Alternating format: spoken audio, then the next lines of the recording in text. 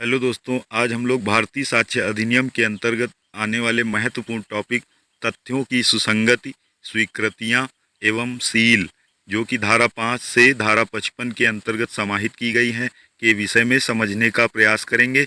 यहाँ पर कुछ महत्वपूर्ण बहुविकल्पीय प्रश्न हैं, जो कि पहला प्रश्न है, साक्ष्य अधिनियम की धारा 5 के अनुसार साक्ष्य दिया जा सकता है तथ्यों तथा सुसंगत तथ्यों का, केवल विवादक तथ्यों का, या केवल सुसंगत तथ्यों का, या विवादक तथ्यों तथा आंशिक तथ्यों का। तो इसमें सही विकल्प हो जाएगा ऑप्शन ए। साक्ष्य अधिनियम की धारा 5 के अनुसार साक्ष्य दिया जा सकता है तथ्यों तथा सुसंगत तथ्यों का। यहाँ पर विकल्प ए इसका सही उत्तर होगा। अगला प्रश्न है, निम्न में से किन तथ्यों का साक्ष्य दिया जा सकेगा? जो विवादक तथ्य हैं, जो सुसंगत तथ्य हैं, या ए और बी दोनों, या उपर्युक्त में से कोई भी नहीं। तो इसमें सही विकल्प हो जाएगा ऑप्शन सी, ए और बी दोनों, यानी जो विवादक तथ्य व जो सुसंगत तथ्य हैं, तथ्यों का साक्ष्य दिया जा सकेगा। इसका सही उत्तर होगा। साक्ष्य अधिनियम की धारा 5 के अनुसार किसी वाद या कार्यवाही में हर विवादक तथ्य और ऐसे अन्य तथ्यों के जिन्हें एतस्मिन पश्चात सुसंगत घोषित किया गया है, अस्तित्व या अनस्तित्व का साक्ष्य दिया जा सकेगा और अन्यों का नहीं, अर्थात विवादक तथ्यों तथा सुसंगत तथ्यों का साक्ष्य दिया जा सकेगा। इस धारा का प्रभाव यह है कि साक्ष्य केवल विवादक तथा सुसंगत तथ्यों तक सीमित रखा जाएगा। अगला प्रश्न है, भारतीय साक्ष्य अधिनियम 1872 की निम्न किस धारा में बताया गया है कि साक्ष्य विवादक तथ्यों और सुसंगत तथ्यों का दिया जा सकेगा? धारा 3 के अंतर्गत, या धारा 4 के, अथवा धारा 5 या धारा 60 के अंतर्गत? तो ये कहा गया है ऑप्शन सी, धारा 5 के अंतर्गत। अगला प्रश्न है, निम्नलिखित में से किस धारा में कहा गया है कि विवादक तथ्यों का साक्ष्य दिया जा सकेगा? तो ये है धारा 5, ऑप्शन सी।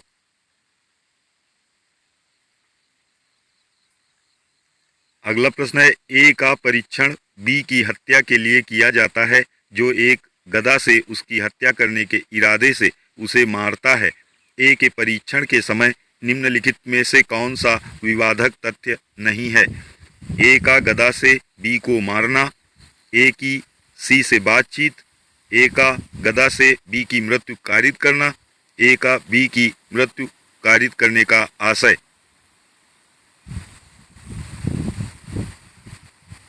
तो इसमें सही विकल्प हो जाएगा ऑप्शन बी, ए की सी से बातचीत।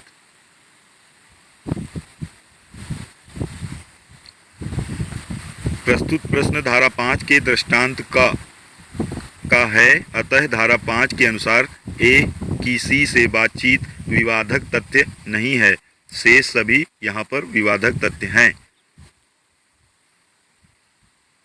अगला प्रश्न है, साक्ष्य अधिनियम के किस उपबंध में उसी संव्यवहार का भाग बनना शब्दों का प्रयोग हुआ है? धारा 5 के अंतर्गत, या धारा 6 के, अथवा धारा 7 के अंतर्गत, या फिर धारा 8 के अंतर्गत? तो इसमें सही विकल्प हो जाएगा ऑप्शन बी, धारा 6 के अंतर्गत। इंपॉर्टेंट प्रश्न है, कई परीक्षाओं में ये पूछा जा चुका है।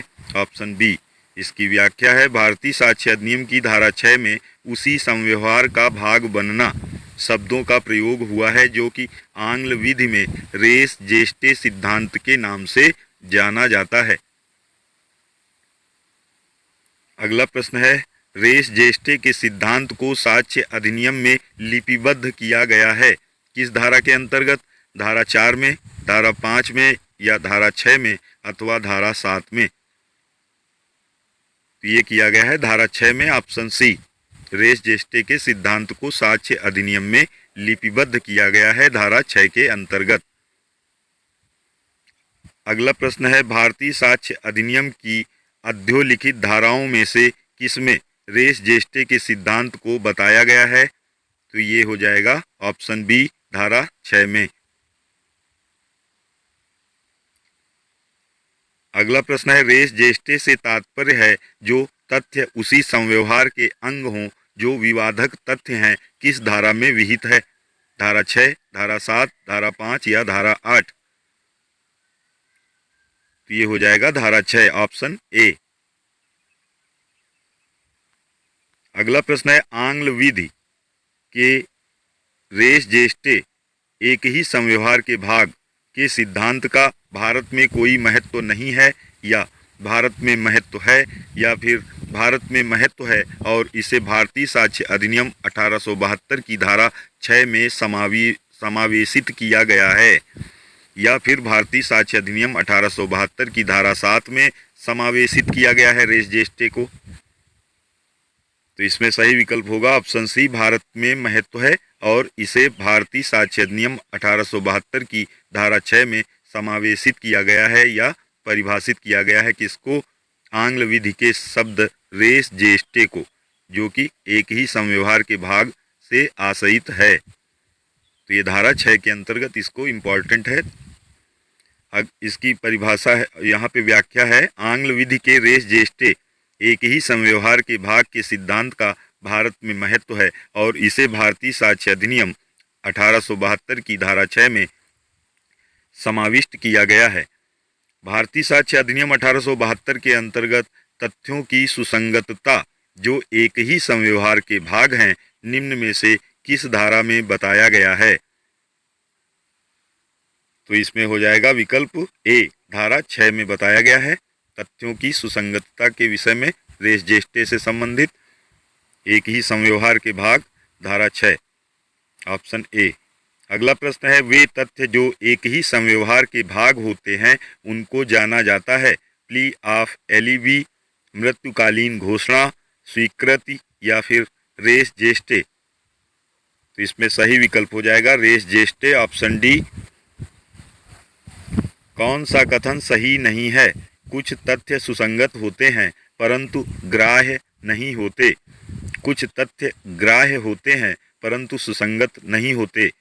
सभी सुसंगत तथ्य ग्राह्य होते हैं, सभी ग्राह्य तथ्य सुसंगत नहीं होते। तो इसमें सही विकल्प कौन सा होगा? तो हो जाएगा ऑप्शन सी, सभी सुसंगत तथ्य ग्राह्य होते हैं। सामान्यतः यह धारित किया जाता है कि सभी सुसंगत तथ्य ग्राह्य होते हैं। तथ्यों की ग्राह्यता न्यायालय के विवेकाधीन तथा मामले के तथ्यों और परिस्थितियों पर निर्भर होता है।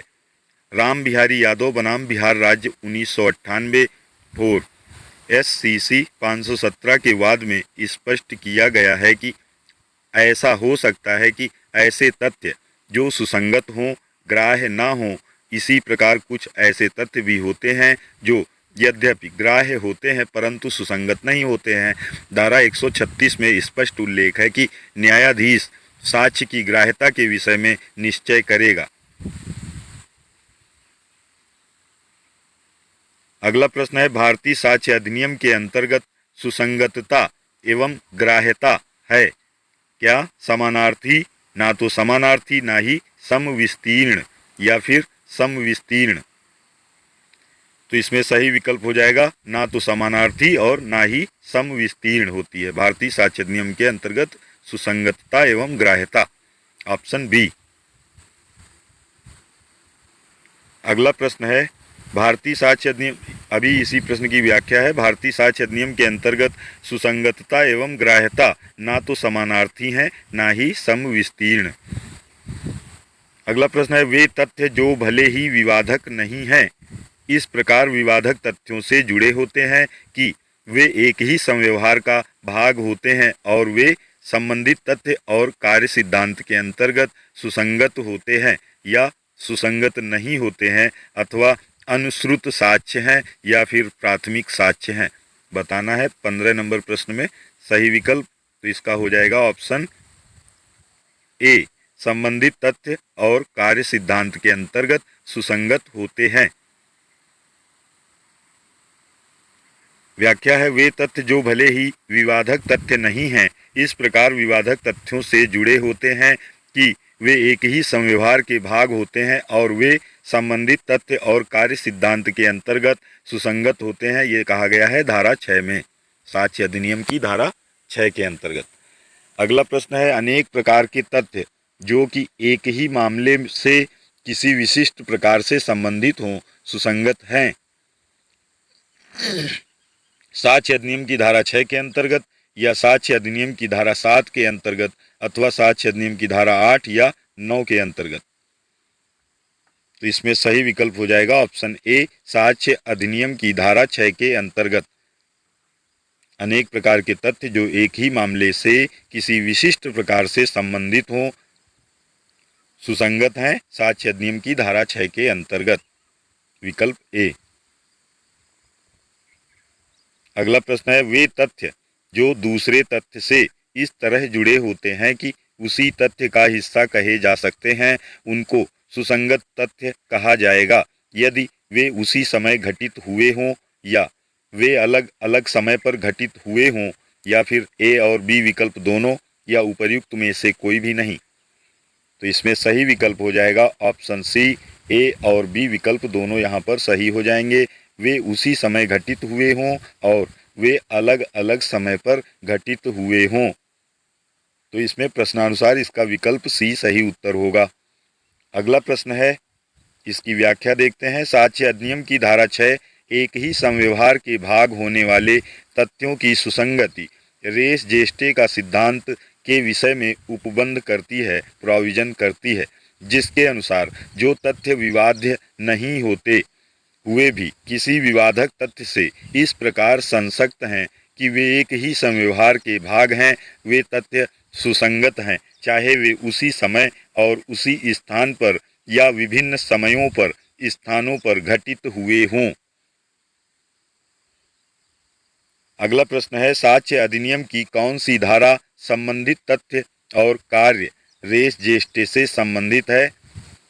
तो इसमें सही विकल्प हो जाएगा ऑप्शन डी, धारा 6। इम्पॉर्टेंट है धारा 6।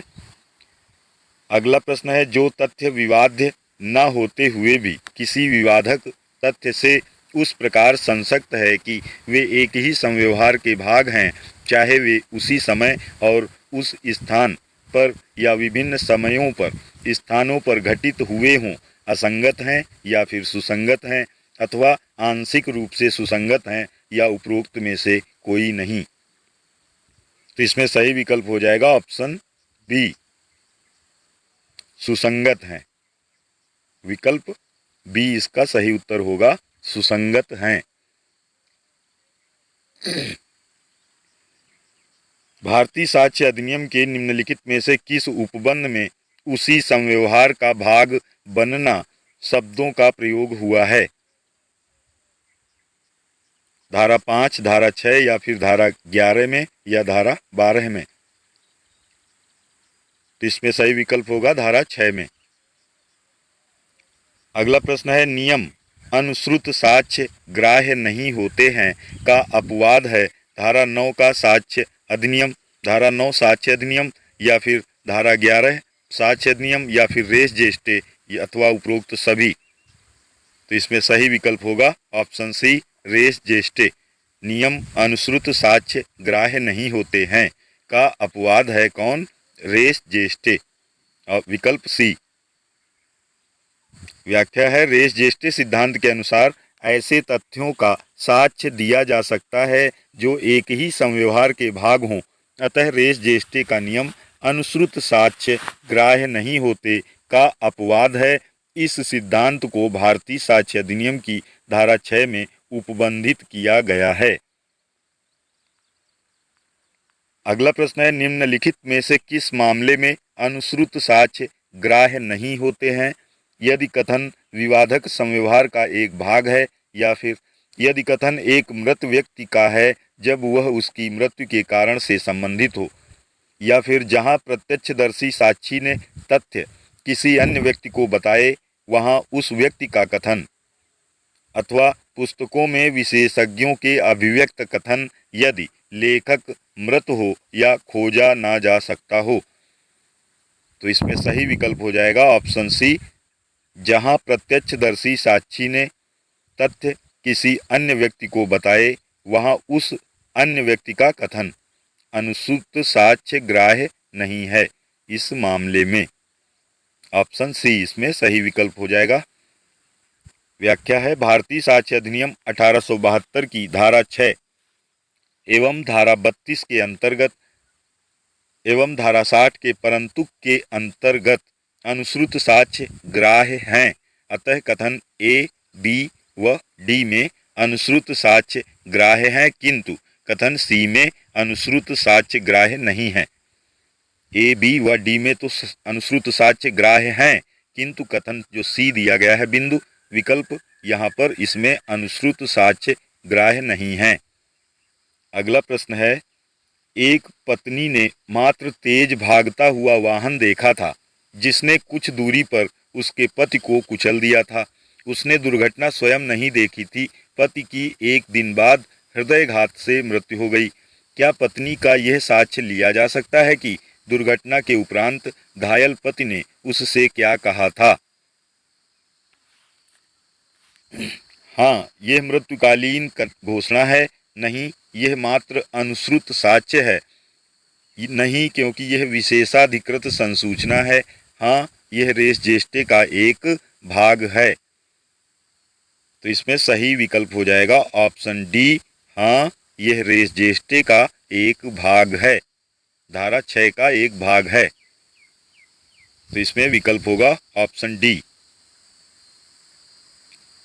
व्याख्या देखेंगे, प्रस्तुत समस्या रेस जेस्टे सिद्धांत का एक भाग है। इस वाद में एक पत्नी में मात्र तेज भागता हुआ वाहन देखा था जिसने कुछ दूरी पर उसके पति को कुचल दिया था।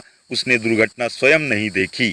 पति की एक दिन बाद हृदयाघात से मृत्यु हो गई। पत्नी द्वारा किया गया कथन रेस जेस्टे का भाग है जो दुर्घटना का संव्यवहार है। तो इसलिए यहाँ पर कथन डी सही हो जाएगा। अगला प्रश्न है, सांवल दास बनाम बिहार राज्य का मामला संबंधित है किससे? प्रांग न्याय के नियम से, विबंध के नियम से, अन्यत्र उपस्थिति के अभिवाक में, या रेस जेस्टे संबंधित तथ्य और कार्य के नियम से? तो इसमें सही विकल्प होगा ऑप्शन डी, रेस जेस्टे के नियम से अथवा संबंधित तथ्य और कार्य के नियम से। सांवल दास बनाम बिहार राज्य का मामला संबंधित है रेस जेस्टे के नियम से, धारा 6। सांवल दास बनाम बिहार राज्य का मामला साक्ष्य अधिनियम की धारा 6 में उपबंधित रेस जेस्टे यानी संबंधित तथ्य और कार्य के नियम से संबंधित है। इस वाद में एफआईआर को एक ही संव्यवहार का भाग माना गया।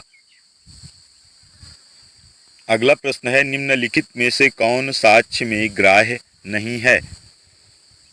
यदि अपमान लेख पत्राचार का अंग निर्मित करने वाले एक पत्र में हैं तो संपूर्ण पत्राचार, या फिर प्रहार हो जाने के उपरांत एक दर्शक द्वारा बोले गए शब्द, या फिर एक सुसंगत वार्तालाप का एक समकालिक टेप रिकॉर्ड, या एक ऐसे साक्षी का साक्ष्य कि मृतक ने उसे क्या कहा था जिसने मात्र एक द्रुत गतिमान वाहन को देखा था। द्रुत गतिमान यानी तेज गति से जाने वाले वाहन को देखा था परंतु दुर्घटना को नहीं देखा। तो इस प्रश्न में सही विकल्प होगा ऑप्शन बी, प्रहार हो जाने के उपरांत एक दर्शक द्वारा बोले गए शब्द साक्ष्य में ग्राह्य नहीं है। ऑप्शन बी इसका सही उत्तर होगा। व्याख्या देखेंगे, साक्ष्य अधिनियम की धारा 6 के दृष्टांत ग के अनुसार कथन ए साक्ष्य में ग्राह्य है तथा आर बनाम फोस्टर के केस के निर्णय के अनुसार विकल्प डी साक्ष्य में ग्राह्य है। एक सुसंगत वार्तालाप का एक समकालिक टेप रिकॉर्ड दस्तावेजी साक्ष्य है तथा अन्य साक्ष्य की संपुष्टि के रूप में ग्राह्य है, किंतु कथन बी अर्थात प्रहार हो जाने के उपरांत एक दर्शक द्वारा बोले गए शब्द साक्ष्य में ग्राह्य नहीं है, क्योंकि कथन को एक संव्यवहार का भाग होने के लिए आवश्यक है कि कथन घटना के सिर्फ इतना पूर्व या पश्चात उसके साथ हुआ हो जो कि सोचने के लिए कोई समय न बचा हो और ना ही झूठी कहानी गढ़ने का समय रहा हो। तो इसलिए यहाँ पर कथन बी प्रश्नानुसार इसका उत्तर हो जाएगा। ग्राह्य नहीं है। साक्ष्य कौन सा ग्राह्य नहीं है? तो ऑप्शन बी, प्रहार हो जाने के उपरांत एक दर्शक द्वारा बोले गए शब्द, ये ग्राह्य नहीं है। अगला प्रश्न है, आ पर बा को पीटकर उसकी हत्या करने का अभियोग है। निम्नांकित में से कौन से तथ्य सुसंगत होंगे? आ ने बा को जो कुछ कहा हो, या पीटने के समय आ या बा के पास खड़े व्यक्तियों ने जो कुछ कहा था, या फिर पीटने के थोड़े समय पश्चात आ ने पास खड़े व्यक्तियों से जो कुछ कहा हो, या उपर्युक्त सभी। तो इसमें सही विकल्प हो जाएगा ऑप्शन डी, उपर्युक्त सभी।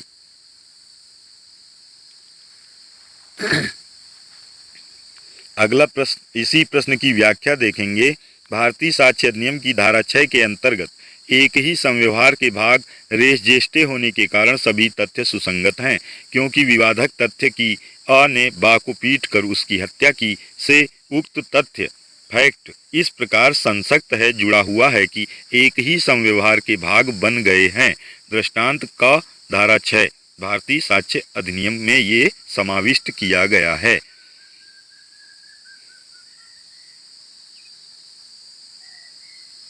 अगला प्रश्न है, क एक सशस्त्र विप्लव में भाग लेकर जिसमें संपत्ति नष्ट की जाती है, फौजों पर आक्रमण किया जाता है और जेलें तोड़कर कारागारों को तोड़कर खोली जाती हैं, कारागार तोड़कर खोली जाती हैं, भारत सरकार के विरुद्ध युद्ध करने का अभियुक्त है। कौन? का। चाहे का उन सभी में उपस्थित नहीं रहा हो, फिर भी इन तथ्यों का घटित होना सुसंगत है, क्योंकि वे सुसंगत तथ्य का हेतु गठित करते हैं, या वे सुसंगत तथ्यों की तैयारी प्रदर्शित करते हैं, या फिर वे सुसंगत तथ्यों का परिणाम हैं, या फिर वे साधारण संव्यवहार के भाग हैं। तो इसमें सही विकल्प होगा ऑप्शन डी, वे साधारण संव्यवहार के भाग हैं।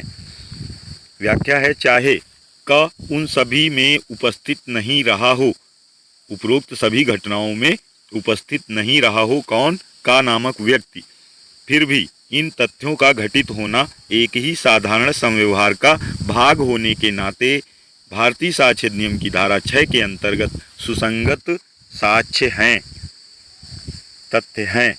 निम्नलिखित में से कौन सा युग्म सुमेलित नहीं है? यह कि एक आदमी ने कुछ सुना या कहा, क्या यह तथ्य है? नक्शा या प्लान दस्तावेज है? मूल से बनाई या तुलना की गई प्रतिलिपियां साक्ष्य हैं क्या? तथ्य जो विवादक तथ्य से इस प्रकार संलग्न है कि एक ही संव्यवहार के अंग हों, क्या ये रूल निसी है? तो इसमें सही विकल्प हो जाएगा कूट, ऑप्शन डी। तथ्य जो विवादक तथ्य से इस प्रकार संलग्न है कि एक ही संव्यवहार के अंग हों, रूल निसी कहा जाएगा, ये सुमेलित नहीं है। बाकी सभी ए, बी व सी बिंदु यहाँ पर सुमेलित हैं, सही दिए गए हैं, किंतु कथन डी में जो विकल्प तथ्य दिया गया है उसके समक्ष वो रूल निसी ये यहाँ पर गलत दिया गया है। इसके लिए यहाँ व्याख्या पढ़ेंगे। तथ्य जो विवादक तथ्य से इस प्रकार संलग्न है कि एक ही संव्यवहार के भाग हों को आंग्ल विधि एंग्लो इंडियन लॉ में रेस जेस्टे का सिद्धांत कहते हैं, जिसे भारतीय साक्ष्य अधिनियम की धारा 6 में समाविष्ट किया गया है। अतः यहाँ पर विकल्प डी इसका सही उत्तर हो जाएगा। निम्नांकित में सुसंगत तथ्य क्या है? का ख की हत्या के लिए विचारण होता है। तथ्य की ख जानता था कि का ने गा की हत्या की है। ख ने का से धन जबरदस्ती वसूल किया। ख विवाहित था। ख ने का की जानकारी को लोक विदित करने की धमकी दी थी। तो इसका उत्तर निम्नांकित कूट के माध्यम से बताना है कि इसमें कौन कौन से सुसंगत तथ्य हैं। तो इसमें सही विकल्प हो जाएगा ऑप्शन बी, पहला, दूसरा व चौथा बिंदु यहाँ पर सुसंगत तथ्य हैं। पहला है खा जानता था कि का ने गा की हत्या की है, और इसका दूसरा बिंदु भी सही हो जाएगा, सुसंगत तथ्य है ये भी। खा ने का से धन जबरदस्ती वसूल किया। और चौथा बिंदु भी सही हो जाएगा। खा ने का की जानकारी को लोक विदित करने की धमकी दी थी, वायरल करने की धमकी दी थी। तो ये पहला, दूसरा व चौथा बिंदु इस प्रश्न में सही विकल्प हो जाएंगे, जो कि ऑप्शन बी के अंतर्गत रखे गए हैं। व्याख्या है का खा की हत्या के लिए विचारण होता है। तथ्य खा जानता था कि का ने गा की हत्या की है। खा ने का से धन जबरदस्ती वसूल किया तथा खा ने का की जानकारी को लोक विदित करने की धमकी दी थी। ये सुसंगत तथ्य हैं। Option B. आ द्वारा बा की हत्या के एक विचारण में कौन सा तथ्य सुसंगत नहीं है? बा की हत्या के तुरंत बाद आ नामक व्यक्ति फरार हो गया था। हत्या से पूर्व आ नामक व्यक्ति और बा नामक व्यक्ति को एक साथ देखा गया था। आ ने बा से 50,000 रुपया उधार लिए थे। आ उस दिन बंबई में था जबकि बा नामक व्यक्ति की हत्या चेन्नई में हुई थी। तो इसमें सही विकल्प कौन सा होगा? तो हो जाएगा ऑप्शन डी। आ उस दिन बंबई में था जबकि बा नामक व्यक्ति की हत्या चेन्नई, तमिलनाडु में हुई थी। व्याख्या है साक्ष्य अधिनियम की धारा 6 में निहित आंग्ल विधि के रेस जेस्टे के सिद्धांत के अनुसार ऐसे तथ्य सुसंगत होते हैं जो स्वयं विवादक न होते हुए भी किस विवादक तथ्य से इस प्रकार संसक्त या जुड़े हों कि एक ही संव्यवहार के भाग हों। आ नामक व्यक्ति का बा नामक व्यक्ति की हत्या के तुरंत बाद फरार हो जाना, हत्या के पूर्व आ नामक व्यक्ति और बा नामक व्यक्ति को एक साथ देखा जाना और आ द्वारा बा से 50,000 रुपये उधार लेना, ये सभी तथ्य एक ही संव्यवहार या हत्या के भाग हैं। साक्ष्य अधिनियम की धारा 8 के अंतर्गत पूर्व एवं पश्चात का आचरण व हेतु को दर्शित करते हैं, इंटेंशन हेतु को दर्शित करते हैं। अतः ये तीनों तथ्य यहाँ पर सुसंगत होंगे। परंतु आ नामक व्यक्ति का यह अभिवाक या कथन कि वह उस दिन बंबई में था जबकि हत्या चेन्नई में हुई थी, साक्ष्य विधि की धारा 11 के अंतर्गत असंगत तथ्य या फिर एलिबी का अभिवचन है, अतः असंगत होगा। कौन सा? Option D. आ उस दिन बंबई में था जबकि बाकी हत्या चेन्नई में हुई थी। यहाँ पर ये प्रश्नानुसार असंगत तथ्य हो जाएगा, बाकी सभी सुसंगत तथ्य हैं। अगला प्रश्न है R.M. मलकानी बनाम महाराष्ट्र स्टेट का केस निम्नलिखित में से किससे संबंधित है? R.M. मलकानी बनाम महाराष्ट्र राज्य का केस निम्न में से किससे संबंधित है? एक ही संव्यवहार का भाग होने संबंधी तथ्यों की सुसंगतता से संबंधित, या फिर दस्तावेजी साक्ष्य से संबंधित, अथवा सूचक प्रश्न से संबंधित, या फिर सह अपराधी से संबंधित। तो इसमें सही विकल्प हो जाएगा ऑप्शन ए, एक ही संव्यवहार का भाग, यानी धारा 6 साक्ष्य अधिनियम की धारा 6, एक ही संव्यवहार का भाग होने संबंधी तथ्यों की सुसंगतता से संबंधित ये केस है। कौन सा? R.M. मलकानी बनाम महाराष्ट्र राज्य का वाद। R.M. मलकानी बनाम महाराष्ट्र राज्य 1973 एक SCC 471 का वाद साक्ष्य अधिनियम की धारा 6 के अंतर्गत एक ही संव्यवहार का भाग होने संबंधी तथ्यों की सुसंगतता रेस जेस्टे सिद्धांत से संबंधित है। इस वाद में न्यायालय ने बातचीत के दौरान वार्तालाप की टेप की गई बातों को सुसंगत तथ्य माना था। अगला प्रश्न है विचारणीय प्रश्न यह है कि क्या का नामक व्यक्ति ने खा नामक व्यक्ति को लूटा? निम्नलिखित कथनों में से कौन सा कथन गलत है? खा नामक व्यक्ति की जेब में रुपए थे, यह सुसंगत तथ्य है। खा ने का नामक व्यक्ति को रुपए बताए थे, यह सुसंगत तथ्य है। या फिर खा नामक व्यक्ति ने का नामक व्यक्ति के पुत्र को कहा था कि उसके पास रुपए हैं, सुसंगत तथ्य है। खा नामक व्यक्ति ने अन्य व्यक्तियों से कहा था कि उसके पास रुपए हैं, सुसंगत तथ्य नहीं है। तो इसमें सही विकल्प हो जाएगा ऑप्शन डी। खा ने अन्य व्यक्तियों से कहा था कि उसके पास रुपए हैं, ये सुसंगत तथ्य नहीं है प्रश्नानुसार। व्याख्या है इसी प्रश्न की। कथन: खा की जेब में रुपए थे। खा ने का को रुपए बताए थे और खा ने का के पुत्र को कहा था कि उसके पास रुपए हैं। ऐसे तथ्य हैं जो कि अपराध को कारित करने के लिए अवसर प्रदान करते हैं, जो भारतीय साक्ष्य अधिनियम की धारा 7 के अंतर्गत सुसंगत हैं। अतः कथन ये कि खा ने अन्य व्यक्तियों से कहा था कि उसके पास रुपए हैं, सुसंगत तथ्य नहीं है, गलत है एवं प्रश्नानुसार सही उत्तर डी विकल्प हो जाएगा। ऑप्शन डी इसका सही विकल्प होगा। अगला प्रश्न है, साक्ष्य अधिनियम की धारा 7 निम्नलिखित में से किसको सम्मिलित नहीं करती? अवसर को, कारण को, प्रयोजन को या फिर प्रभाव को? तो इसमें सही विकल्प हो जाएगा ऑप्शन सी, प्रयोजन को। साक्ष्य अधिनियम की धारा 7 निम्नलिखित में से किसको सम्मिलित नहीं करती? तो करती है प्रयोजन को। धारा 7 ऐसे तथ्यों को सुसंगत घोषित करती है जो विवादक तथ्य के अवसर, कारण तथा प्रभाव हैं। प्रयोजन शब्द धारा 7 में सुसंगत नहीं है। अगला प्रश्न यह है कि क्या ए नामक व्यक्ति ने लड़ाई के दौरान बी नामक व्यक्ति की मृत्यु कारित की है? भारतीय साक्ष्य अधिनियम की निम्न में से किस धारा के अंतर्गत वे चिन्ह जो लड़ाई के स्थान पर एकत्रित हुए हैं सुसंगत हैं? धारा 6, धारा 7, धारा 8 या फिर धारा 12? तो इसमें सही विकल्प हो जाएगा ऑप्शन बी, धारा 7। साक्ष्य अधिनियम की धारा 7 के अंतर्गत इसको रखा गया है।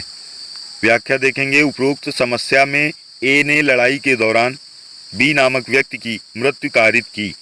यहाँ भारतीय साक्ष्य अधिनियम की धारा 7 के अंतर्गत वे चिन्ह, सिंबल जो लड़ाई के स्थान पर एकत्रित हुए हैं सुसंगत हैं।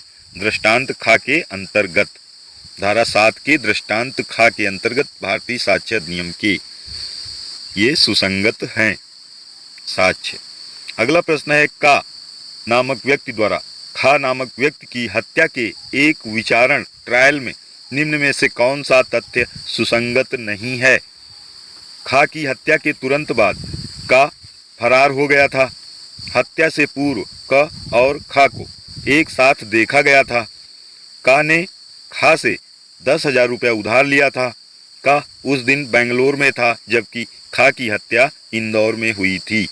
यहाँ पर सुसंगत तथ्य नहीं है वो बताना है, तो इसमें सही विकल्प हो जाएगा ऑप्शन डी, का उस दिन बेंगलोर में था जबकि खा की हत्या इंदौर यानी मध्य प्रदेश में हुई और बेंगलोर कर्नाटक में था। कौन? का नामक व्यक्ति। तो इसलिए यहाँ पर विकल्प डी इसका सही उत्तर हो जाएगा। अगला प्रश्न है, भारतीय साक्ष्य अधिनियम की धारा 8 किन तथ्यों के संबंध में सुसंगति का नियम प्रतिपादित करती है?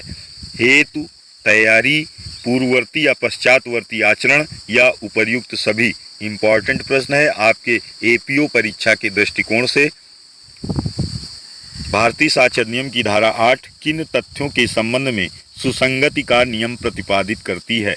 हेतु, तैयारी, पूर्ववर्ती या पश्चातवर्ती आचरण या उपर्युक्त सभी?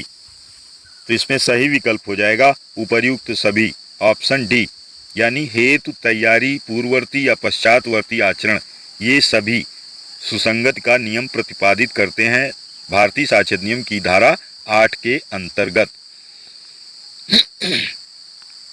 व्याख्या है, भारतीय साक्ष्य अधिनियम की धारा 8 के अनुसार कोई भी तथ्य जो किसी विवादक तथ्य या सुसंगत तथ्य का हेतु या तैयारी दर्शित या गठित करता है सुसंगत है, जबकि धारा के दूसरे पैरा में पक्षकारों, उनके अभिकर्ताओं, एजेंट्स एवं भुक्तभोगी व्यक्तियों के पूर्ववर्ती या पश्चातवर्ती आचरण के बारे में सुसंगतता का प्रावधान है।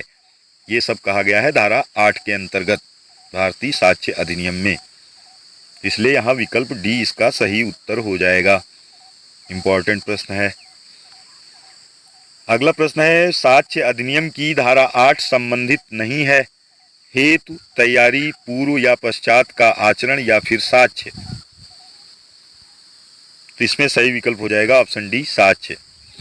भारतीय साक्ष्य अधिनियम 1872 की धारा 8 में सुसंगतता के लिए निम्न में से कौन सम्मिलित नहीं है? आशय, तैयारी, हेतु, आचरण। तो इसमें सुसंगतता के लिए निम्न में से कौन सम्मिलित नहीं है धारा 8 के अंतर्गत? तो वो हो जाएगा 38 में सही विकल्प ऑप्शन ए, आशय। इस प्रश्न में सही विकल्प होगा आशय, विकल्प ए। अगला प्रश्न है, कोई तथ्य जो किसी विवादक तथ्य या सुसंगत तथ्य के हेतु या तैयारी दर्शित या गठित करता है, सुसंगत है। भारतीय साक्ष्य अधिनियम की निम्नलिखित धाराओं में से कौन सी धारा में उपरोक्त कथन उपबंधित है? धारा 8 में, धारा 9 में या धारा 7 अथवा धारा 6 में? ये हो जाएगा सही विकल्प ऑप्शन ए, धारा 8 में। अगला प्रश्न है, भारतीय साक्ष्य अधिनियम की धारा 8 के अधीन हेतु सुसंगत है या फिर तैयारी सुसंगत है अथवा आचरण सुसंगत है या उपरोक्त सभी सुसंगत हैं? तो इसमें सही विकल्प हो जाएगा ऑप्शन डी, उपरोक्त सभी सुसंगत हैं धारा 8 के अंतर्गत। अगला प्रश्न है, निम्नांकित में क्या सही नहीं है? कोई भी तथ्य जो किसी विवादक तथ्य का हेतु दर्शित करता है, सुसंगत नहीं है। कोई भी तथ्य जो किसी विवादक तथ्य की तैयारी दर्शित करता है, सुसंगत है। वाद के संदर्भ में उसके किसी पक्षकार का आचरण सुसंगत है। उपर्युक्त में से कोई नहीं। तो इसमें सही विकल्प हो जाएगा ऑप्शन ए, कोई भी तथ्य जो किसी विवादक तथ्य का हेतु दर्शित करता है, सुसंगत नहीं है। अगला प्रश्न है, विष द्वारा या पॉइजन द्वारा खा की हत्या करने के लिए का नामक व्यक्ति का विचारण किया जाता है।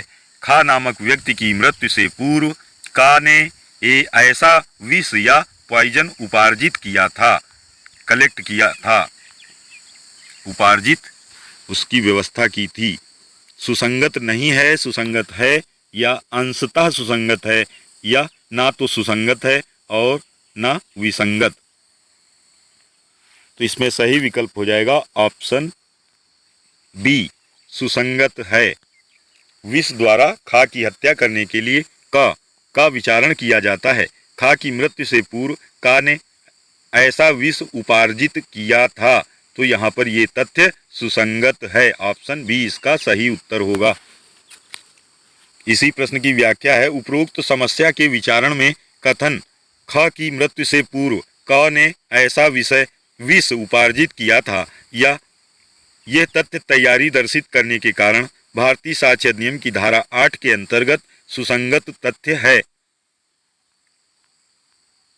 अगला प्रश्न है, बा की जहर द्वारा हत्या के लिए आ नामक व्यक्ति का विचारण हो रहा था। विचारण के दौरान यह तथ्य कि जैसा जहर बा नामक व्यक्ति को दिया गया था, उसी के समान एक जहर आ नामक व्यक्ति ने बा नामक व्यक्ति की मृत्यु के पूर्व प्राप्त किया था, कि जहर के लक्षण प्रकट होने के पहले बा के स्वास्थ्य की दशा बाबत तथ्य कौन सा सुसंगत होगा या नहीं होगा? सुसंगत नहीं है। ये दोनों ही तथ्य सुसंगत हैं, या इनमें से पहला तथ्य सुसंगत है अथवा दूसरा नहीं है। इनमें से दूसरा तथ्य सुसंगत था परंतु पहला नहीं है। तो इसमें सही विकल्प बताना है तो वो हो जाएगा ऑप्शन बी, ये दोनों ही तथ्य यहाँ पर सुसंगत हैं।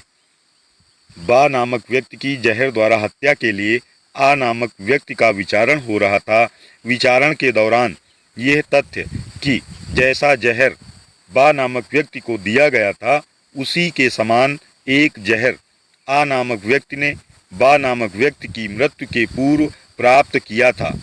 कि जहर के लक्षण प्रकट होने के पूर्व बा के स्वास्थ्य की दशा बाबत ये दोनों ही तथ्य यहाँ पर सुसंगत हैं। तो इसमें सही विकल्प हो जाएगा ऑप्शन बी। इसी प्रश्न की व्याख्या है, भारतीय साक्ष्य अधिनियम के अंतर्गत तथ्य कि जैसा विष या पॉइजन बा को दिया गया था उसी के समान एक जहर आ ने बा की मृत्यु के पूर्व प्राप्त किया था कि जहर के लक्षण प्रकट होने के पूर्व बा नामक व्यक्ति के स्वास्थ्य की दशा के बाबत ये दोनों ही तथ्य सुसंगत हैं। प्रस्तुत समस्या धारा 8 के दृष्टांत ग पर आधारित है। अगला प्रश्न है, का के ऊपर खा को पोटेशियम साइनाइड का विष देकर पॉइजन देकर हत्या करने का आरोप है। ये तथ्य कि का नामक व्यक्ति की हत्या के पूर्व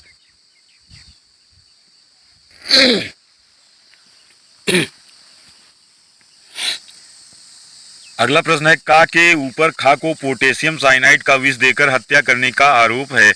ये तथ्य कि खा की हत्या के पहले का ने पोटेशियम साइनाइड खरीदा था किस धारा के अंतर्गत सुसंगत है?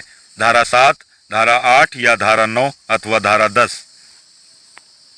तो इसमें सही विकल्प हो जाएगा ऑप्शन बी, धारा 8। अगला प्रश्न है, प्रश्न यह है कि क्या आ ने एक अपराध किया था? कौन से तथ्य सुसंगत हैं? आ से संबंधित, आ एक चेतावनी का पत्र प्राप्त होने के पश्चात फरार हो गया था। आ ने साक्ष्य नष्ट कर दिया। आ ने एक साक्षी को उपस्थित होने से रोका। उपर्युक्त या सभी उपरोक्त सभी कथन यहाँ पर सही है। तो 46 में सही विकल्प हो जाएगा ऑप्शन डी। उपर्युक्त सभी तथ्य यहाँ पर आ के संबंध में सही हैं, जो कि सुसंगत तथ्य हैं अपराध के लिए। उपर्युक्त सभी तथ्य अपराध घटित होने के पश्चात के आचरण होने के कारण भारतीय साक्ष्य अधिनियम की धारा 8 के अंतर्गत सुसंगत हैं। अगला प्रश्न है, प्रश्न यह है कि क्या आ नामक व्यक्ति के साथ बलात्संग किया गया था? यह तथ्य कि उसने परिवाद किए बिना कहा कि मेरे साथ बलात्संग किया गया आचरण के रूप में सुसंगत नहीं है, सुसंगत है, अंशतः सुसंगत है, या तो ना तो सुसंगत है और ना ही विसंगत है। तो इसमें सही विकल्प हो जाएगा ऑप्शन ए, सुसंगत नहीं है। प्रश्न एक बार पुनः पढ़ देते हैं। प्रश्न यह है कि क्या आ के साथ बलात्संग किया गया था?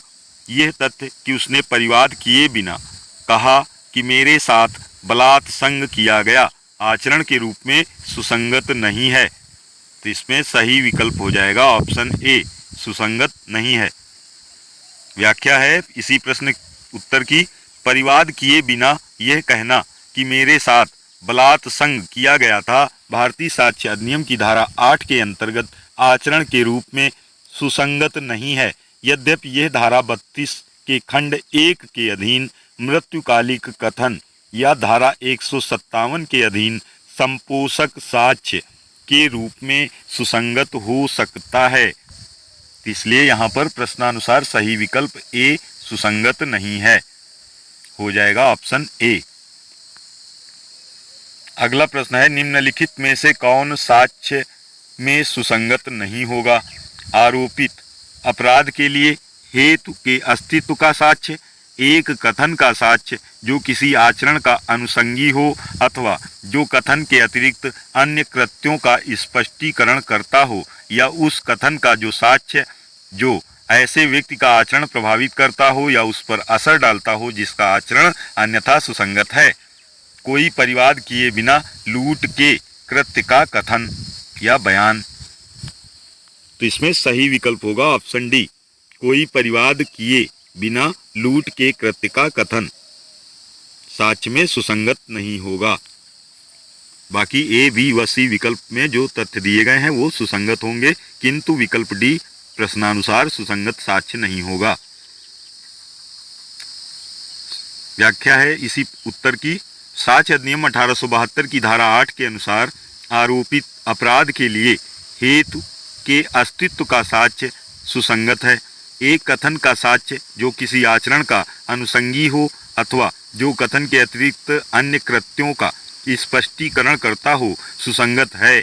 उस कथन का साक्ष्य जो ऐसे व्यक्ति का आचरण प्रभावित करता हो या उस पर असर डालता हो जिसका आचरण अन्यथा सुसंगत है, किंतु धारा 8 के दृष्टांत ट के दूसरे खंड के अनुसार कोई परिवाद किए बिना लूट के कृत्य का कथन सुसंगत नहीं होगा। अगला प्रश्न है, प्रश्न यह है कि क्या ए नामक व्यक्ति को लूटा गया? यह तथ्य कि उसने किसी शिकायत को किए बिना कहा उसे लूट लिया गया। बिंदु ए कहता है सुसंगत तथ्य की तैयारी दर्शित करते हुए सुसंगत है, आचरण को दर्शित करते हुए सुसंगत है, या ऑप्शन सी सुसंगत तथ्य के प्रभाव को दर्शित करते हुए सुसंगत है, अथवा ऑप्शन डी साक्ष्य अधिनियम की धारा 32 अथवा धारा 157 के अंतर्गत सुसंगत हो सकता है। तो इसमें सही विकल्प हो जाएगा ऑप्शन डी साक्ष्य अधिनियम की धारा 32 अथवा धारा 157 के अंतर्गत सुसंगत हो सकता है। व्याख्या देखेंगे, यद्यपि ए का यह कथन कि उसे लूट लिया गया भारतीय साक्ष्य अधिनियम की धारा 8 के अंतर्गत सुसंगत नहीं है, किंतु धारा 32 के खंड 1 अथवा धारा 157 के अंतर्गत सुसंगत हो सकता है धारा 8 का दृष्टांत टा के अंतर्गत। ये उपबंध किया गया है। अगला प्रश्न है, भारतीय साक्ष्य अधिनियम की धारा 8 के अधीन निम्नलिखित में से कौन साक्ष्य में सुसंगत नहीं होगा? आरोपित अपराध के लिए हेतु का साक्ष्य या एक ऐसे कथन का साक्ष्य जो आचरण का अनुसंगी हो, एक ऐसे कथन का साक्ष्य जो ऐसे व्यक्ति का आचरण प्रभावित करने वाला हो जिसका आचरण अन्यथा सुसंगत है, या कोई परिवाद किए बिना लूट के कथन का साक्ष्य। तो प्रश्न संख्या 50 में सही विकल्प हो जाएगा ऑप्शन डी कोई परिवाद किए बिना लूट के कथन का साक्ष्य यहाँ पर सुसंगत नहीं है। भारतीय साक्ष्य अधिनियम की धारा 8 के अधीन कोई परिवाद किए बिना लूट का कथन साक्ष्य के रूप में सुसंगत नहीं होता है, दृष्टांत ट का पैरा 2 के अंतर्गत। अगला प्रश्न है, का नामक व्यक्ति पर निकृष्ट आचरण का लांछन लगाने वाले अपमानजनक लेख के लिए खा नामक व्यक्ति पर का नामक व्यक्ति केस दर्ज करवा देता है। खा नामक व्यक्ति प्रतिज्ञान करता है कि वह बात जिसका अपमान लेख होना अभिकथित है सत्य है। पक्षकारों की उस समय की स्थिति और संबंध जब अपमान लेख प्रकाशित हुआ था, प्रिस्क्राइब्ड हुआ था, सुसंगत तथ्य हो सकते हैं। विवादक तथ्य के हेतु के रूप में, विवादक तथ्य से प्रभावित आचरण के रूप में, या फिर विवादक तथ्यों की पुनः स्थापना के रूप में, या फिर विवादक तथ्य की तैयारी के रूप में। तो इसमें सही विकल्प हो जाएगा ऑप्शन सी विवादक तथ्यों की पुनः स्थापना के रूप में। इसका सही विकल्प होगा ऑप्शन सी विवादक तथ्यों की पुनः स्थापना के रूप में। व्याख्या है, उपरोक्त समस्या में पक्षकारों की उस समय की स्थिति और संबंध जब अपमान लेख प्रकाशित हुआ था, विवादक तथ्यों की पुनः स्थापना के रूप में भारतीय साक्ष्य अधिनियम की धारा 9 के अंतर्गत सुसंगत साक्ष्य होता है। अगला प्रश्न है, का नामक व्यक्ति बलवा के लिए विचारित किया जा रहा है, उसका भीड़ के आगे आगे चलना साबित है। भीड़ की आवाजें सुसंगत हैं क्योंकि यह सामान्य परिकल्पना के बारे में षड्यंत्रकारियों के द्वारा कही गई या की गई बातों से संबंधित हैं, या फिर संव्यवहार की प्रकृति को स्पष्ट करने के लिए सुसंगत हैं, अथवा हेतु या तैयारी को स्पष्ट करने वाली होने के कारण सुसंगत हैं, या तथ्यों के अवसर, कारण या परिणामों को स्पष्ट करने वाली होने के कारण सुसंगत हैं। तो इसमें सही विकल्प हो जाएगा प्रश्न संख्या 52 में ऑप्शन बी संव्यवहार की प्रकृति को स्पष्ट करने के लिए सुसंगत है। का नामक व्यक्ति बलवा के लिए विचारित किया जा रहा है या उसकी सुनवाई की जा रही है और उसका भीड़ के आगे आगे चलना साबित है। भीड़ की आवाज़ें संव्यवहार की प्रकृति को स्पष्ट करने के लिए सुसंगत तथ्य हैं, सुसंगत साक्ष्य है।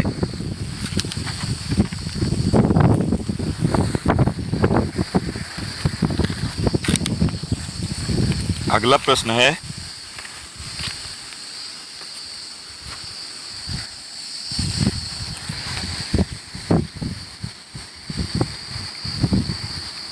यहाँ पर इसी प्रश्न की व्याख्या देखेंगे। सुसंगत तथ्यों के स्पष्टीकरण या पुनः स्थापन के लिए आवश्यक तथ्यों का साक्ष्य अधिनियम की धारा 9 के अंतर्गत सुसंगत माना गया है। यह प्रश्न धारा 9 के साथ संलग्न दृष्टांत 4 पर आधारित है, जिसमें उपर्युक्त परिस्थितियों में भीड़ की आवाज़ों को संव्यवहार की प्रकृति को स्पष्ट करने के लिए सुसंगत माना गया है।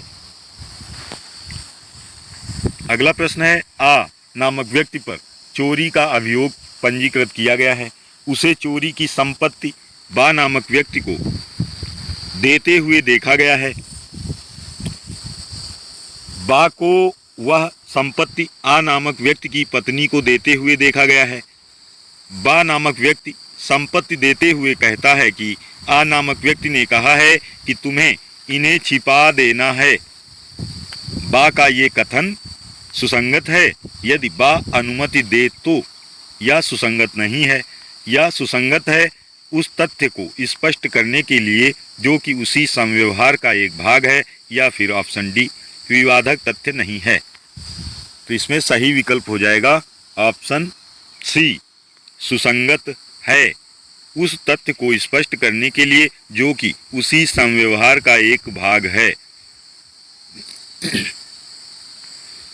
व्याख्या इसी उत्तर की देखेंगे। उपरोक्त समस्या में बा नामक व्यक्ति का कथन उस तथ्य को स्पष्ट करने के लिए जो उसी संव्यवहार का एक भाग है होने के कारण भारतीय साक्ष्य अधिनियम की धारा 9 के अधीन सुसंगत है।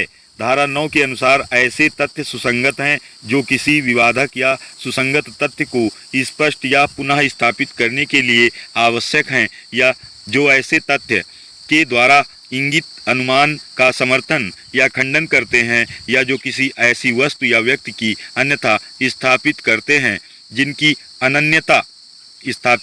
जिनकी अनन्यता सुसंगत है, या जो वह उस समय स्थान या निश्चित करते हैं जब या जहां कोई विवादक तथ्य या सुसंगत तथ्य घटित हुआ, या जो उन पक्षकारों का संबंध दर्शित करते हैं जिनके द्वारा किसी तथ्य का संव्यवहार किया गया था। अगला प्रश्न है, शिनाख्त परेड सुसंगत है साक्ष्य अधिनियम की धारा 7 के अंतर्गत, या धारा 8 के अंतर्गत, अथवा धारा 9 के अंतर्गत, या धारा 11 के अंतर्गत शिनाख्त परेड। तो इसमें सही विकल्प हो जाएगा ऑप्शन सी, साक्ष्य अधिनियम की धारा 9 के अंतर्गत सुसंगत है क्या, शिनाख्त परेड। इसी प्रश्न की व्याख्या देखेंगे। भारतीय साक्ष्य अधिनियम की धारा 9 के अंतर्गत किसी व्यक्ति वस्तु की पहचान बताने वाले तथ्य सुसंगत हैं, अतः शिनाख्त की कार्यवाही धारा 9 के अधीन सुसंगत तथ्य है, सुसंगत साक्ष्य है। साक्ष्य अधिनियम की किस धारा के अधीन अन्वेषण के दौरान शिनाख्त परेड या पहचान कार्यवाही साक्ष्य में ग्राह्य है? धारा 6 के अंतर्गत, धारा 7 के अंतर्गत, या धारा 8 या धारा 9 के अंतर्गत। तो इसमें सही विकल्प हो जाएगा ऑप्शन डी, धारा 9 के अंतर्गत ग्राह्य है। धारा 9, शिनाख्त परेड संबंधित नियम भारतीय साक्ष्य अधिनियम की निम्नलिखित किस धारा में विहित है? ये है ऑप्शन ए, धारा 9 के अंतर्गत शिनाख्त परेड को रखा गया है। धारा 9 भारतीय साक्ष्य अधिनियम की धारा 9। पहचान कार्यवाही है सारवान साक्ष्य, संपोषक साक्ष्य, कोई साक्ष्य नहीं, या अनुश्रुत साक्ष्य। इसमें सही विकल्प हो जाएगा संपोषक साक्ष्य। पहचान कार्यवाही किस प्रकार की कार्यवाही है? यह है संपोषक साक्ष्य की कार्यवाही। पहचान कार्यवाही शिनाख्त परेड को धारा 9 के अंतर्गत एक संपोषक साक्ष्य के रूप में माना जाता है। ये कहा गया है मुल्ला बनाम उत्तर प्रदेश राज्य all India reporter 2010 supreme court 942 के केस में के निर्णय में, डिसीजन में, मुल्ला बनाम उत्तर प्रदेश राज्य पहचान कार्यवाही शिनाख्त परेड धारा 9। मुल्ला बनाम उत्तर प्रदेश राज्य स्टेट ऑल इंडिया रिपोर्टर। भारतीय साक्ष्य अधिनियम 1872 के अनुसार निम्नलिखित में कौन सही सुमेलित है? स्मृति ताजा करना धारा 158, पहचान की कार्यवाही धारा 10, स्वीकृति धारा 24 और उपरोक्त में से कोई नहीं। तो इसमें सही विकल्प हो जाएगा ऑप्शन डी, उपरोक्त में से कोई नहीं। भारतीय साक्ष्य अधिनियम 1872 के अनुसार निम्नलिखित में से कौन सही सुमेलित है? तो इसमें से कोई भी सुमेलित नहीं है, तो यहाँ पर विकल्प हो जाएगा ऑप्शन डी। भारतीय साक्ष्य अधिनियम की धारा 159 स्मृति ताजा करने से और धारा 9 पहचान की कार्यवाही तथा धारा 17 स्वीकृति से संबंधित है। तो इसका मिलान आप कर लीजिए व्याख्या से कि किस धारा के अंतर्गत कौन सा सुमेलित है। स्मृति ताजा करना धारा भारतीय साक्ष्य अधिनियम की धारा 159 स्मृति ताजा करने से संबंधित है और धारा 9 पहचान की कार्यवाही से संबंधित है और स्वीकृति ये धारा 17 से संबंधित है। अगला प्रश्न है शिनाख्त परेड किसके द्वारा ली जाती है? पुलिस अधिकारी द्वारा, मजिस्ट्रेट द्वारा या कोई भी नागरिक ले सकता है या इनमें से कोई भी शिनाख्त परेड नहीं ले सकता। तो इसमें सही विकल्प हो जाएगा ऑप्शन डी, इनमें से कोई भी। शिनाख्त परेड किसके द्वारा ली जाती है? तो उपरोक्त में से कोई भी शिनाख्त परेड ले सकता है। ऑप्शन डी, शिनाख्त परेड पुलिस अधिकारी द्वारा या किसी भी नागरिक द्वारा या मजिस्ट्रेट द्वारा ली जा सकती है, किंतु पहचान कार्यवाहियां करने में मजिस्ट्रेट को प्राथमिकता दी जाएगी। अगला प्रश्न है शिनाख्त परेड ली जा सकती है केवल पुलिस अधिकारी द्वारा, केवल मजिस्ट्रेट द्वारा या केवल लोक सेवक द्वारा, पब्लिक सर्वेंट द्वारा या किसी भी व्यक्ति द्वारा। तो ये हो जाएगा इसमें सही विकल्प ऑप्शन डी, किसी भी व्यक्ति द्वारा शिनाख्त परेड ली जा सकती है। 60 नंबर प्रश्न में सही उत्तर होगा विकल्प डी। अगला प्रश्न है सूची फर्स्ट और सूची सेकंड को सुमेलित कीजिए और सूचियों के नीचे दिए गए कूट की सहायता से सही उत्तर चुनिए। पहली सूची में दिया गया है तथ्यों की सुसंगतता और दूसरी सूची में साक्ष्य अधिनियम की धाराएं दी गई हैं। प्रश्न संख्या 61, तो इसमें सही विकल्प बताना है कूट के माध्यम से।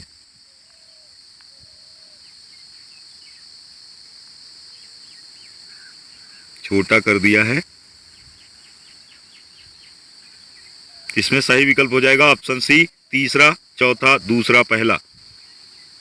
तथ्य जो विवादक तथ्य का परिणाम है, तो इसमें सही हो जाएगा धारा 7। तथ्य जो एक ही समव्यवहार के भाग हैं, धारा 6। और फिर कहता है दूसरा, पहला। तथ्य जो विवादक तथ्य की तैयारी दर्शाता है, तो ये हो जाएगा धारा 8।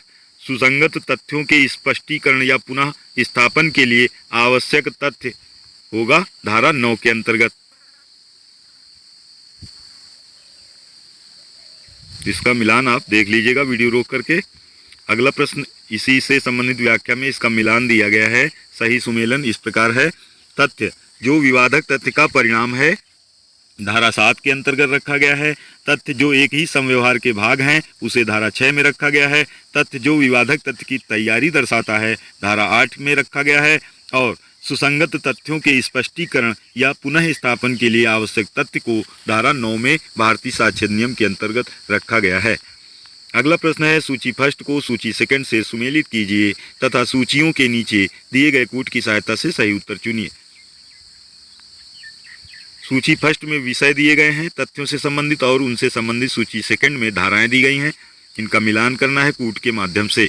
प्रश्न संख्या है ये 62। तो इसमें सही विकल्प हो जाएगा ऑप्शन बी, तीसरा, चौथा, दूसरा, पहला। हेतु धारा 8, निश्चायक सबूत धारा 4 और इसके बाद है प्राथमिक साक्ष्य। तो ये हो जाएगा 62 ऑप्शन बी, चौथा विकल्प। प्राथमिक साक्ष्य का धारा 4 हो जाएगा। प्राइवेट दस्तावेजें, ये हो जाएगा धारा 75। मिलान कुछ इस प्रकार है। सूची फर्स्ट तथा सूची सेकंड निम्नवत सही सुमेलित हैं। हेतु धारा 8 में निश्चायक सबूत धारा 4 के अंतर्गत और प्राथमिक साक्ष्य धारा 62 के अंतर्गत, प्राइवेट दस्तावेजें ये है धारा 75 के अंतर्गत। अगला प्रश्न है आर बनाम ब्लैक का वाद भारतीय साक्ष्य अधिनियम की किस धारा से संबंधित है? धारा 9 से या 10 से या धारा 11 से अथवा धारा 13 से। तो इसमें सही विकल्प हो जाएगा ऑप्शन बी, धारा 10 से संबंधित है। आर बनाम ब्लैक का वाद भारतीय साक्ष्य अधिनियम की धारा 10 से संबंधित है। 63 ऑप्शन बी। आर बनाम ब्लैक का वाद भारतीय साक्ष्य अधिनियम की धारा 10 से संबंधित है। इस वाद में दिए गए निर्णय का सार यह है कि एक पक्षकार द्वारा किए गए कार्य तभी साक्ष्य का प्रभाव रखेंगे जब वे सामान्य आशय को आगे बढ़ाने के लिए किए गए हों। अधिनियम की धारा 10 के अनुसार समस्त षड्यंत्रकारियों के सामान्य आशय के संदर्भ में किसी षड्यंत्रकारी द्वारा कोई कही या लिखी हुई बात सुसंगत होती है तब जबकि वह विश्वास करने का युक्त कारण मौजूद हो कि षड्यंत्र किया गया है। धारा 11 में उन तथ्यों की सुसंगतता के विषय में उल्लेख किया गया है जो अन्यथा सुसंगत नहीं है। धारा 12 के अंतर्गत नुकसानी के लिए वादों में रकम अवधारित करने के लिए न्यायालय को समर्थन करने की प्रवृत्ति रखने वाले तथ्य सुसंगत होते हैं के विषय में कहा गया है। और इसी प्रकार धारा 13 में अधिकार या रूढ़ के प्रश्नगत होने पर सुसंगत तथ्यों का उल्लेख किया गया है। अगला प्रश्न है साक्ष्य अधिनियम के अंतर्गत सामान्य परिकल्पना के बारे में षड्यंत्रकारी द्वारा कही या की गई बातें किस धारा के अंतर्गत सुसंगत तथ्य है? ये है धारा 10 ऑप्शन सी। यहाँ पर इसका सही विकल्प हो जाएगा ऑप्शन सी, धारा 10। अगला प्रश्न है यह विश्वास करने का युक्त आधार है कि भारत सरकार के विरुद्ध युद्ध करने के षड्यंत्र में सम्मिलित हुआ है, किंतु वह केवल खा नामक व्यक्ति को जानता है जिसने षड्यंत्र के उद्देश्य के लिए पाकिस्तान में शस्त्र, आयुध एवं गोला बारूद उपाप्त किए थे। निम्नलिखित में से कौन सा तथ्य का नामक व्यक्ति की उसमें सह अपराधिता साबित करने के लिए सुसंगत नहीं है? गा नामक व्यक्ति ने वैसे ही उद्देश्य से कलकत्ते में धन संग्रह किया। घा ने मुंबई में लोगों को उस षड्यंत्र में सम्मिलित होने के लिए प्रेरित किया था। का नामक व्यक्ति ने गोला बारूद का उपयोग संसद भवन को उड़ाने के लिए किया, किंतु उसका प्रयास असफल सिद्ध हुआ। और ऑप्शन डी कहता है उपरोक्त प्रयास के बाद का नामक व्यक्ति ने गोला बारूद पुनः सप्लाई करने के लिए खा नामक व्यक्ति को पत्र लिखा था। तो यहाँ पर कौन सा विकल्प सही होगा ये बताना है। तो इसमें सही विकल्प हो जाएगा ऑप्शन ए, गा नामक व्यक्ति ने वैसे ही उद्देश्य से कलकत्ते में धन संग्रह किया। तो ये प्रश्नानुसार इसका सही उत्तर होगा ऑप्शन ए। प्रस्तुत समस्या भारतीय साक्ष्य अधिनियम की धारा 10 के दृष्टांत पर आधारित है, जिसके अंतर्गत सामान्य परिकल्पना के बारे में षड्यंत्रकारी द्वारा कही या की गई बातों को षड्यंत्र का अस्तित्व साबित करने के प्रयोजनार्थ उसी प्रकार सुसंगत माना जाता है जिस प्रकार यह दर्शित करने के प्रयोजनार्थ कि ऐसा कोई व्यक्ति उसका पक्षकार था। प्रस्तुत समस्या में मात्र यह कि गा नामक व्यक्ति ने वैसे ही उद्देश्य से कलकत्ता में धन संग्रह किया था, धारा 10 के आकर्षित होने के लिए पर्याप्त नहीं है जब तक कि यह दर्शित न हो कि उक्त धन का उपयोग उस षड्यंत्र में किया गया था। अगला प्रश्न है भारतीय साक्ष्य अधिनियम की निम्न धाराओं में से किसमें अन्यत्र उपस्थिति प्ली ऑफ एलिबी संबंधित प्रावधान दिया गया है? धारा 7 में, धारा 6 में या धारा 4 में अथवा धारा 11 में? इसमें सही विकल्प हो जाएगा ऑप्शन डी, धारा 11 में दिया गया है प्ली ऑफ एलिबी। भारतीय साक्ष्य अधिनियम 1872 की धारा 11 में अन्यत्र उपस्थिति संबंधी प्रावधान दिया गया है, जबकि धारा 7 में विवादक तथ्यों के प्रसंग हेतुक या परिणाम, धारा 6 में एक ही संव्यवहार तथा धारा 4 में उपधारणाओं के संबंध में प्रावधान दिए गए हैं। भारतीय साक्ष्य अधिनियम की कौन सी धारा में अन्यत्र उपस्थित होने का अभिवाक प्ली ऑफ एलिबी निर्धारित किया है? धारा 7, धारा 24 या धारा 27 अथवा धारा 11 में? तो इसमें सही विकल्प हो जाएगा ऑप्शन डी, धारा 11 के अंतर्गत। प्रश्न यह है कि क्या ए ने किसी व्यक्ति की अमुक दिन कोलकाता में हत्या की? यह तथ्य कि वह उस दिन लाहौर में था, यहाँ पर क्या सुसंगत है या विसंगत है अथवा सुसंगत नहीं है या इनमें से कोई नहीं? तो इसमें सही विकल्प होगा ऑप्शन ए, सुसंगत है। भारतीय साक्ष्य अधिनियम की धारा 11 के अंतर्गत वे तथ्य जो अन्यथा सुसंगत नहीं है सुसंगत हैं। पहला बिंदु है यदि वे किसी विवादक तथ्य या सुसंगत तथ्य से असंगत हैं, यदि वे स्वयमेव या अन्य तथ्यों के संसर्ग में किसी विवादक तथ्य या सुसंगत तथ्य का अस्तित्व या अनस्तित्व अत्यंत अधिसंभाव्य या अनधिसंभाव्य बनाते हैं, तो ये दृष्टांत का के अंतर्गत कहा गया है। अतः यह तथ्य कि ए नामक व्यक्ति उस दिन लाहौर में था जिस दिन उस पर कोलकाता में हत्या का आरोप है, सुसंगत होगा। भारतीय साक्ष्य अधिनियम 1872 के प्रावधान अनुसार निम्न में से कौन सा कथन सही नहीं है? वे तथ्य जो किसी विवादक तथ्य से असंगत हैं सुसंगत नहीं होंगे। वे तथ्य जो अन्यथा सुसंगत नहीं हैं सुसंगत हैं, यदि वे स्वयमेव या अन्य तथ्यों के संसर्ग में किसी विवादक तथ्य या सुसंगत तथ्य का अस्तित्व या अनस्तित्व अत्यंत अधिसंभाव्य या अनाधिसंभाव्य बनाते हैं। कोई भी तथ्य जो किसी विवादक तथ्य या सुसंगत तथ्य का हेतु या तैयारी दर्शित या गठित करता है सुसंगत है। स्वीकृतियां स्वीकृत विषयों का निश्चायक सबूत नहीं है, किंतु भारतीय साक्ष्य अधिनियम में अंतर्विष्ट उपबंधों के अधीन विबंध के रूप में प्रवर्तित हो सकेंगी। तो इसमें सही विकल्प हो जाएगा ऑप्शन ए। भारतीय साक्ष्य अधिनियम 1872 के प्रावधान अनुसार निम्न में से कौन सा कथन सही नहीं है? तो यहाँ पर विकल्प ए प्रश्नानुसार सही नहीं होगा। वे तथ्य जो किसी विवादक तथ्य से असंगत हैं सुसंगत नहीं होंगे, ये कथन यहाँ पर गलत दिया गया है। बाकी सभी कथन बी, सी व डी बिल्कुल सही दिए गए हैं। उपरोक्त कथनों में कथन ए सही नहीं है। धारा 11 के उपखंड 1 के अनुसार वे कथन जो किसी विवादक तथ्य से असंगत हैं सुसंगत हैं। कथन बी धारा 11 के खंड 2 के उपबंध कथन से संबंधित है और कथन सी धारा 8 तथा कथन डी धारा 31 के प्रावधान के अनुरूप सही है। कोई तथ्य अन्यथा सुसंगत नहीं होने के बावजूद कुछ परिस्थितियों में सुसंगत होता है। उन परिस्थितियों को साक्ष्य अधिनियम की किस धारा में उपबंधित किया गया है? धारा 11 में, धारा 12 में या धारा 13 में या धारा 14 में? तो इसमें सही विकल्प हो जाएगा ऑप्शन ए, धारा 11 में। अगला प्रश्न है निम्नलिखित में से कौन सा षड्यंत्र साबित करने के लिए साक्ष्य की सुसंगतता हेतु सही नहीं है? ऐसे विश्वास का युक्त आधार होना चाहिए कि दो या अधिक व्यक्तियों ने मिलकर षड्यंत्र किया है। प्रश्नगत कार्य उस समय के बाद होना चाहिए जब उनमें से किसी एक व्यक्ति द्वारा षड्यंत्र का आशय प्रथम बार मन में धारण किया गया हो। अगला है कार्य सामान्य आशय के प्रतिनिर्देश के अंतर्गत होना चाहिए। इसे अन्य पक्षकार के पक्ष में यह साबित करने के लिए कि कोई व्यक्ति उसमें पक्षकार नहीं था प्रयोग में लाया जा सकता है। तो इसमें सही विकल्प हो जाएगा ऑप्शन डी।